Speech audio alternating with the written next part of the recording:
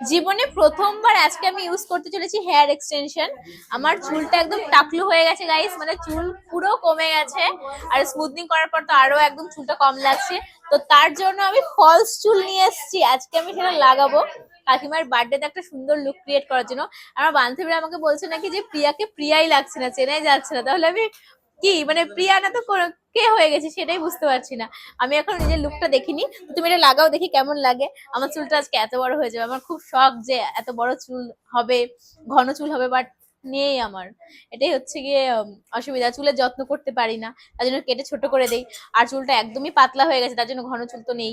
তো চলো এটা লাগানোর পর দেখি কেমন লাগে চুলটা। আমি তো অনেক এক্সাইটেড, কারণ ফার্স্ট টাইম আমি এটা লাগাচ্ছি। এটা কি অনেক ভারী হয়? ও মানে মাথাটা ভার লাগবে। যাই হোক, আজকে আমার চোখ ভার মাথা ভার, আমি কিভাবে হাঁটাচলা করবো আমি জানি না, কারণ ফার্স্ট টাইম আমি এরকম ভাবে এত কিছু ইউজ করছি। এর আগে আমি করিনি কখনো। বাবা, এদিকে তো অঙ্কিতা কালকেও এক্সটেনশন লাগিয়েছিল, তার জন্য ওর আর আজকে কোনো প্রবলেম নেই, ওর ঠিক আছে, সেট হয়ে গেছে।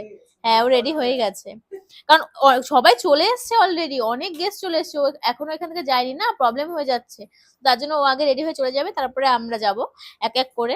আর ধীরে সুস্থে কি আগে আগেই যেতে হবে, কিন্তু মানে যেতে তো হবে, এবার এক এক করে যেতে হবে, কারণ নিশ্চয়ই প্রচুর জল সরবদাদের বাড়ি ওখানে, তো এক এক করে যেতে হবে।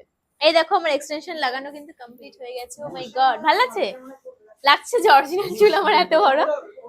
হ্যাঁ, এই দেখো আমার কোমর অব্দি চুল হয়ে গেছে গাইস। আমার স্বপ্ন পূরণ হয়ে গেছে, অরিজিনাল চুল তো নেই, এক্সটেনশন দিয়ে কোমর অব্দি চুল বানিয়ে নিয়েছি।